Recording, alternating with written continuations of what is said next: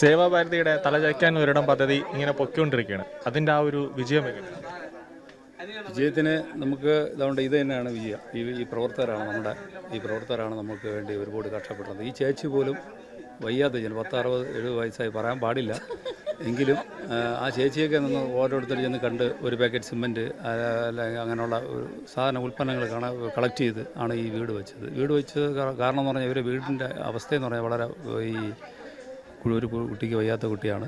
പിന്നെ കൂടാതെ അയാൾക്ക് വയ്യാത്തൊരു പയ്യനാണ് ഈ കുട്ടിയുടെ അച്ഛൻ.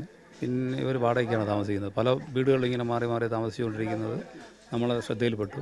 ഇത് അദ്ദേഹം ആരുടെയും ഒന്നും പറഞ്ഞിട്ടില്ല, ഒന്നും പറയാതെ ചെറിയ രീതിയിൽ വരുമാനം വെച്ച് ജീവിച്ചുകൊണ്ടിരിക്കുകയായിരുന്നു.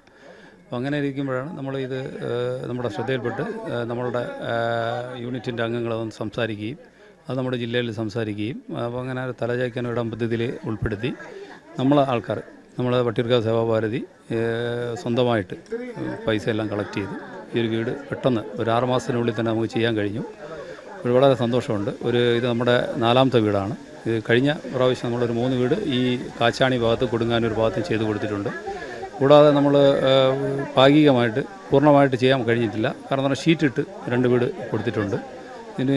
ഇതിൻ്റെ തുടക്കം എന്ന പോലെ നമ്മളിപ്പോഴും ഒരു അമ്മയും അച്ഛനും നഷ്ടപ്പെട്ട താമസിക്കുന്ന 2 കുട്ടികളുണ്ട്.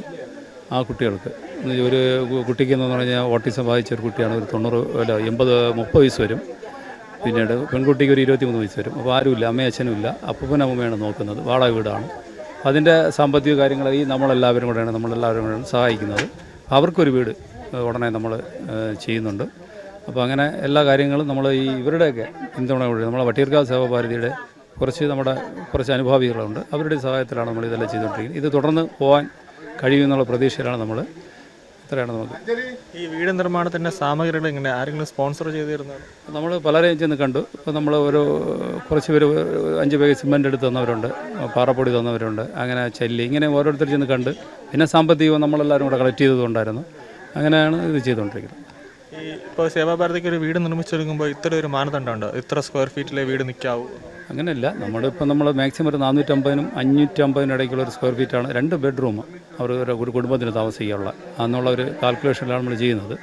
സ്ഥലമുണ്ടെങ്കിൽ നമ്മൾ മറ്റേ ഈ തലചായ്ക്കാൻ ഒരിടം പദ്ധതി പ്രകാരം ഒരു 3 സെൻറ്റ് സ്ഥലം 2.5 സെൻറ്റ് സ്ഥലമുള്ളവർക്ക് നമ്മൾ ചെയ്തു കൊടുക്കും. ബാക്കി ഒരു 4 ലക്ഷം ചിറ്റലപ്പള്ളി ഫൗണ്ടേഷൻ്റെ ഉണ്ടെങ്കിൽ അത് കിട്ടുകയാണെങ്കിൽ അതിൽ ചേർക്കും. ബാക്കി നമ്മൾ കയ്യിൽ നിന്ന് ചിലവാക്കിയാണ് ചെയ്യുന്നത്. അന്നേരം ഒരു 4 ലക്ഷം രൂപയ്ക്കൊന്നും 2 ലക്ഷം രൂപയ്ക്ക് 3 ലക്ഷം രൂപ സർക്കാരിൻ്റെ പൈസ കിട്ടിയാലൊന്നും ഇവിടെ അറിയാമല്ലോ. ഈ വഴി സൗകര്യമില്ല, സാധനങ്ങൾ ഇത്രയും കൊണ്ടുവരണം, പണിക്കാരെ ലേബർ അത്രയാവും.